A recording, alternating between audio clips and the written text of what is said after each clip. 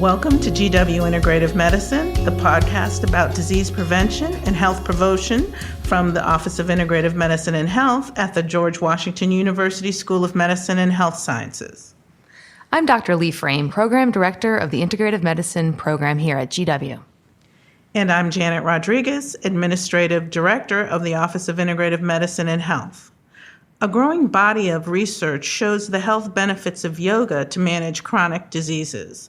Studies suggest yoga helps reduce pain, relieve anxiety, lower heart rate and blood pressure, and much more. Today we're going to talk to integrative yoga therapist Yael Flusberg and cancer survivor Nadia Taran about yoga and chronic disease. Yael has taught yoga classes at DC libraries, workplaces, schools, and hospitals like the George Washington Hospital since 2005. Yael currently teaches a weekly therapeutic yoga class for people living with cancer and their caregivers. That's where she met Nadia, who attends Yael's weekly class at GW. Welcome to GW Integrative Medicine. Our first question, we're going to start off talking about how has the growing body of research showing the healing benefits of yoga therapy changed your practice as a yoga therapist? Thank you. It's so great to be here with you guys today. So I try as much as I can to keep abreast of research because I want the way that I work with my yoga students, my yoga clients, to be the best that it can possibly be. That said, I'm not a researcher.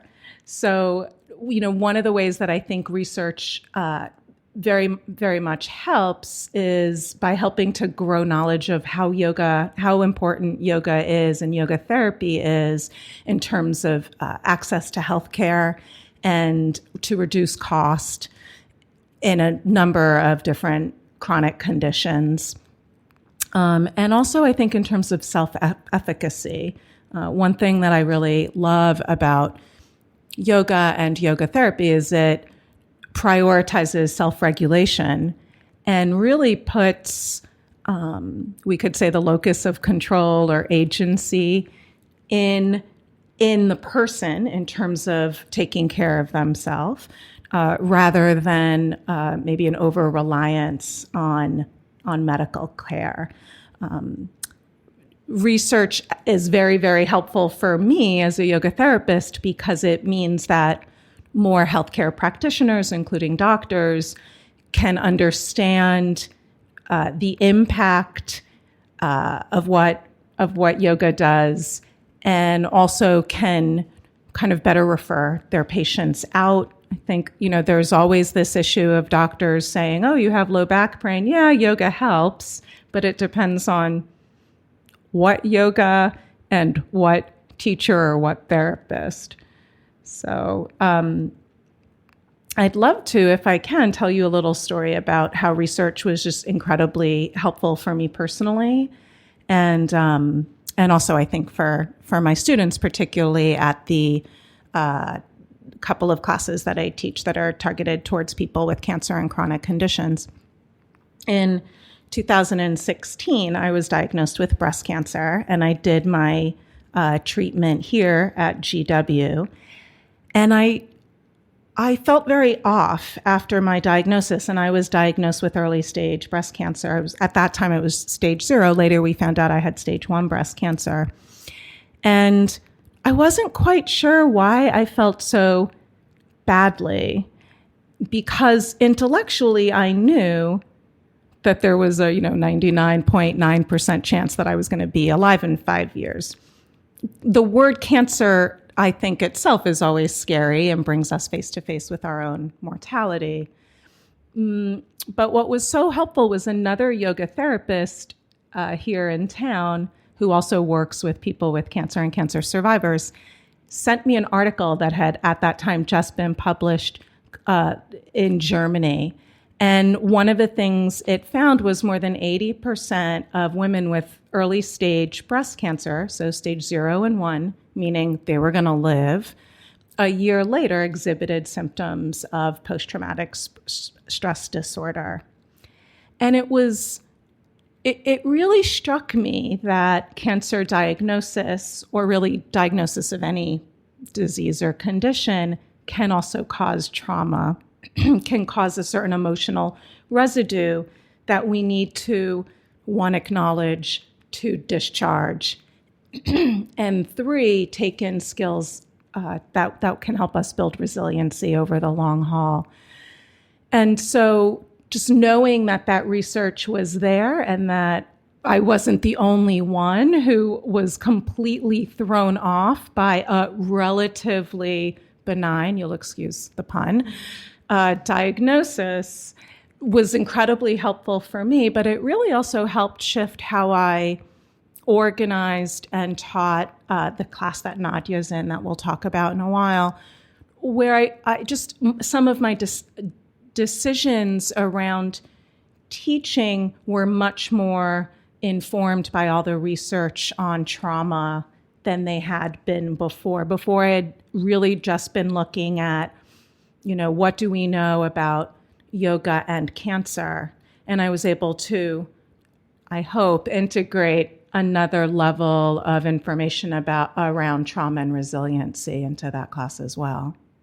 Wonderful. Thank you for sharing that with us.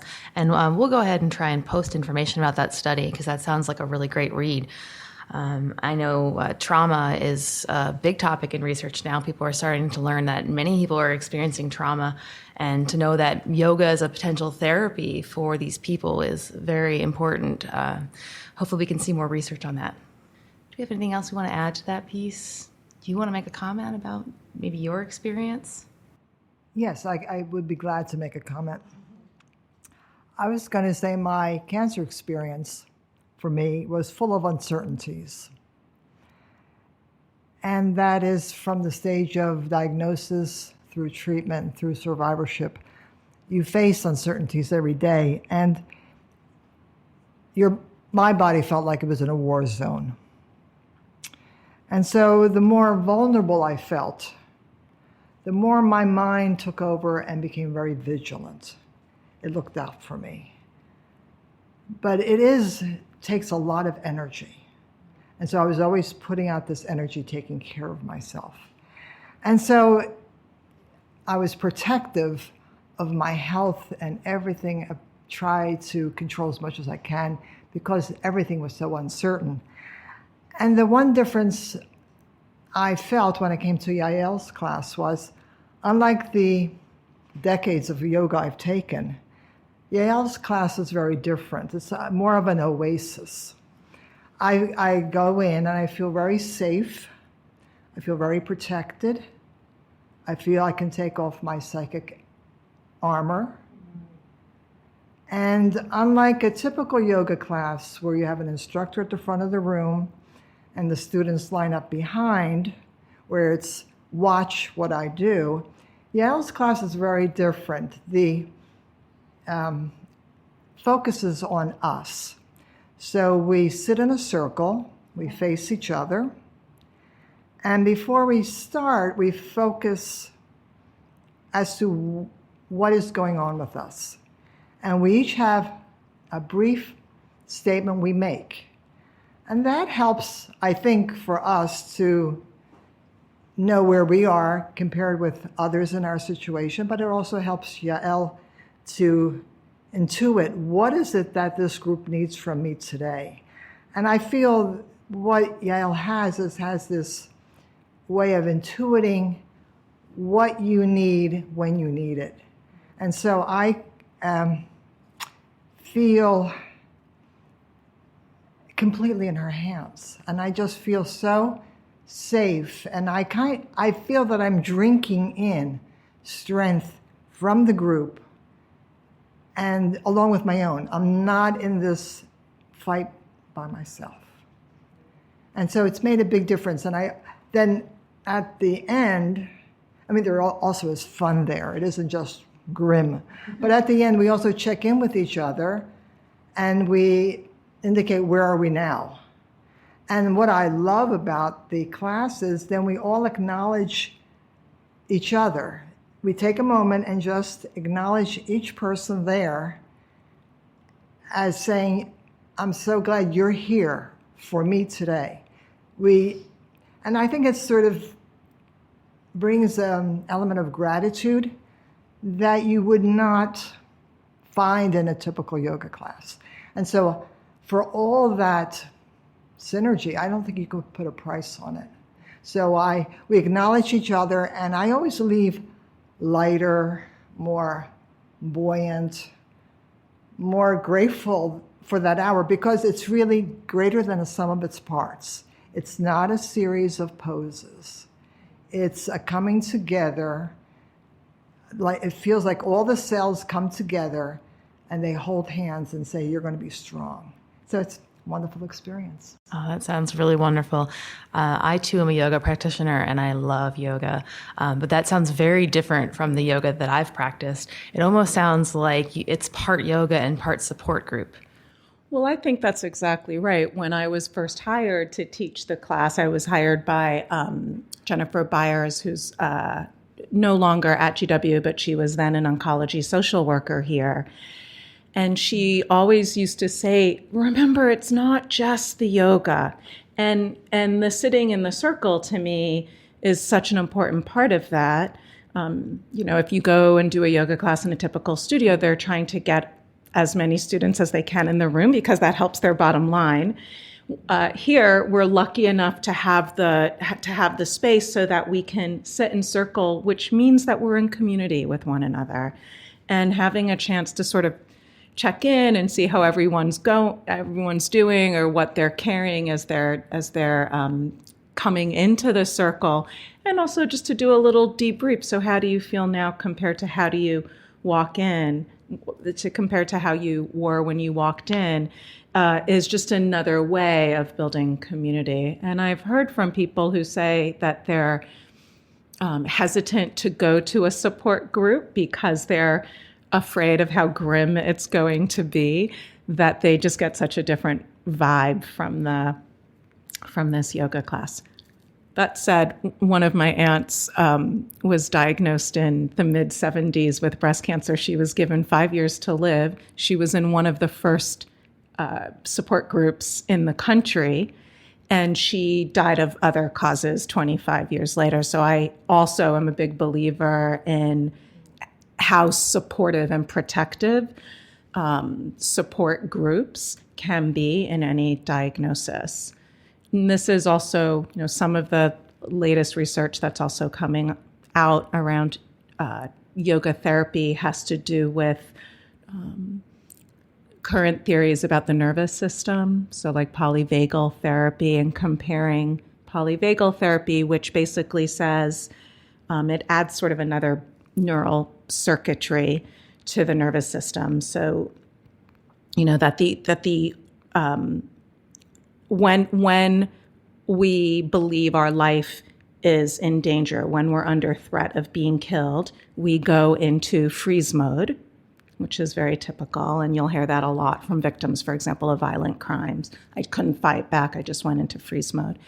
When you are under some threat, but you don't believe that your life is in danger, you will go into fight or flight mode. And when you feel safe, and I love that Nadia talked about the safety, when you feel completely safe, then you can go into what's called social engagement mode. And that's when you can begin to access emotions such as love, such as gratitude, which I believe play a huge role in our healing, whether we get cured of the condition that we carry or not. That's fantastic. Thank you. Yes, there's a lot of research coming out in the mind-body world, and cancer is one of the chief areas. So hopefully we'll be hearing a lot more about that. Yeah, one of the things that I was interested in is a story that you told on your blog about finding the right style of yoga for a chronic condition. How do people do that? And could you tell that story? Experiment, experiment, experiment. Check in with yourself. Ask yourself, do I feel better after I take this class, or do I feel drained? Because that's really, I think, a very good answer. I started taking yoga in my mid-20s. My first yoga teacher was a 80-something-year-old great-grandmother named Ruby Blue. You cannot make this up. She couldn't do all the poses, but she had a fantastic smile, and I just kept going to her. And then, being in my 20s, I was so envious of people who could do fancy yoga tricks, and whose bodies looked a way that I assessed was really different than how my body looked. And I really pushed myself a lot. And so even when, years later I became a yoga teacher, I was mainly teaching a very super fun, I still love practicing it, but athletic form of yoga called flow yoga or vinyasa yoga. And I remember, not being able to put my pants on for the first hour of the day. I'd have to lean against the wall and sort of figure out, because I'd had such rigidity in my low back. And I still, even though I'd been practicing for a while and even teaching for a while, I still wasn't really listening to my body. I didn't have the interoception, those skills that help you connect deeply with yourself and what's happening. And so by pure chance, the studio where I was teaching offered a 2-hour workshop in a style of yoga called Yin Yoga by a woman who I think shortly after left DC. I just remember her name was Mary. And in Yin Yoga, the target is not the muscle, so you're not doing repetitive motions. The target is the connective tissue, the fascia, which needs sustained traction. So you're holding poses for 3 to 5 minutes. I thought it was Chinese torture. I felt pain while I was in the postures in the back, which is where I had been having all these issues and still do, by the way. I don't want to pretend that they disappeared. But what I noticed when I walked out of that workshop was I was pain-free, and I felt like I was floating for about 2 hours. Didn't last long, but 2 hours for me was a lifetime. So I pretty much immediately signed up for a 100-hour teacher training in Napa, California, which is not exactly my style or place. And I didn't know, but the 2 teachers co-leading the training were the Yin Yoga teachers in the country. And I learned so much from them, including something that's not usually taught until you get to this sort of yoga therapy level, which is comparative anatomy.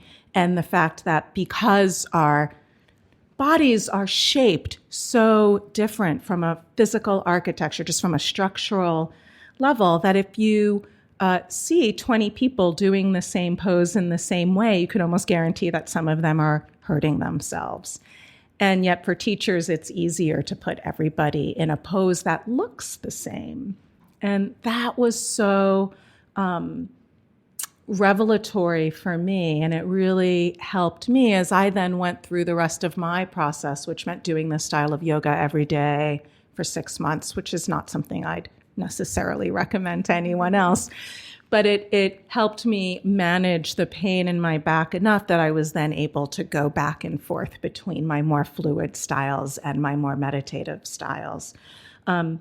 Was that everybody is really different. And you know, as a teacher, I wanted to be able to speak to what each individual was experiencing. And the only way I could know that is by asking. I can't see that on the outside. Absolutely. That's wonderful. I know that my yoga instructors do typically tell me to pay attention to my body and do what I want to do, but sometimes I do the vinyasa flow as well. Sometimes you get a little competitive and you push yourself, and that's where you need to reel it back in. I don't know if that's the type of issue you're seeing in some of your therapeutic classes, or is everyone there is better at tuning into their body, or that's something they're still struggling with? So I tend to not teach a ton of flow in the therapeutic classes because I think that when you're only in a pose for max 5 breaths, you don't have enough time to actually feel what's happening. And so particularly for for folks who may have a disconnect to their bodies, or in the case of cancer, another chronic condition, who might have a sense that their bodies have betrayed them.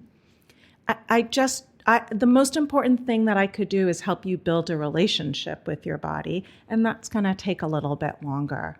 So while I teach other classes that involve flow and the therapeutics, less so, we'll do very simple, short sequences. But I also want to do more work. We do a lot of work on tennis balls, for example, kind of self-release myofascial therapy. We do strong poses depending on who's in the room and what issue people have. I mean, so someone who has cancer, that might not be the only condition a person has. A person might have also just recently had double knee replacement, for example. So everybody, even this, the class at GW is for people with cancer. It's all kinds of cancer. We have people with prostate cancer, breast cancer, colon cancer, lung cancer, etc. So everyone, every cancer is different, but also every person is different. If you're 25, how you view cancer might be very different than if you're 75. So we try to do as many things, focusing a lot as well on breath work, on meditation, things that will really just help someone feel a little lighter. Because I know people coming into the room are feeling stressed, they're feeling anxiety. Maybe you went to have your blood work done and your numbers weren't good, so you couldn't get your treatment, which creates anxiety as well. Or you're going to go, or you have like a PET scan scheduled for the next week. So it's important to go to that meditative place. And can you better explain to our provider audience what sets therapeutic yoga apart from the yoga that they may be more familiar with? So you can have, one is that yoga therapy is being delivered by someone who's a yoga therapist. And what that means at a very practical level is that all yoga therapists are also yoga teachers.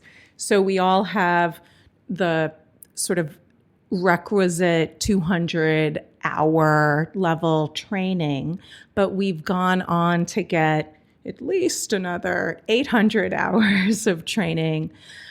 So we have much more knowledge in terms of anatomy, kinesiology, the broader toolbox of yoga. In a typical class, you might have some breath work, a ton of poses and postures and movements, and a little bit of meditation, which is usually like 5 minutes of what's called corpse pose or shavasana at the end of class. And that feels good.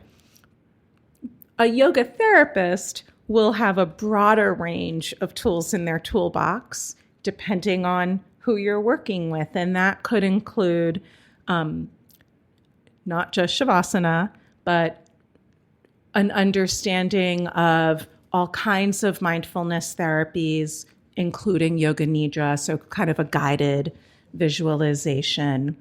We have a deeper understanding of breath work and which things would be good, what kind of breath work would be good in the case of hyper conditions versus hypo conditions, because they're different. There's a wide continuum. We are trained to work with clinicians, so we understand conditions from that allopathic perspective. And then we're also trained to understand those conditions from the yogic perspective.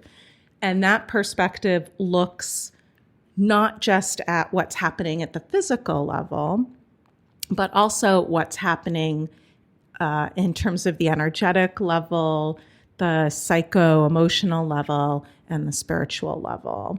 And so we're also trained in doing much lengthier assessments, basically lengthier intakes, so that we can really target the tools that we use. Additionally, because yoga therapists typically will work one-on-one with folks, with patients, with clients, depending on what the context is, or work longer term in a group. And in those groups, we tend to be working, there's no such thing as a homogenous group, but in some way there's some similarity. They have cancer, they're nonprofit workers, they're homeless youth, they're women who are going through menopause, they have sciatica, whatever the group is, we're working on a much longer term with them, and we could really help not just with the practices of yoga, but also with the philosophy of yoga. So there's inherent in yoga therapy is an aspect of lifestyle medicine, if you will, which is so important in dealing with chronic inflammation, chronic diseases. Thank you very much for sharing that with us. That actually gets me really excited as the program director for our integrative medicine program, because you're just hitting all the things that we are trying to teach our physicians and clinicians and healthcare providers about, looking at the whole person, not just, they came in with a broken foot. Why did they break their foot? Is it because they don't have enough vitamin D in their system or something like that? So I love that. Thank you very much. I also love, I just heard a wonderful example about that story. Like if someone falls down the stairs and breaks their foot, there's the physical trauma, but there might not be any emotional residue to that. If someone falls down the stairs because their partner pushed them, then there's going to be a whole different set of variables that sometimes the medical system isn't that equipped to deal with, but we need to if we're trying to deal with the whole person versus just the condition that they present with. Absolutely. All right. Well, thank you very much for joining us today, Yael and Nadia. It was very informative, and hopefully we'll do this again soon. Thank you so much for having us. This has been a pleasure. Thank you. You've been listening to the GW Integrative Medicine Podcast with GW's Office of Integrative Medicine and Health. This is Dr. Lee Frame And Janet Rodriguez. Thank you for listening.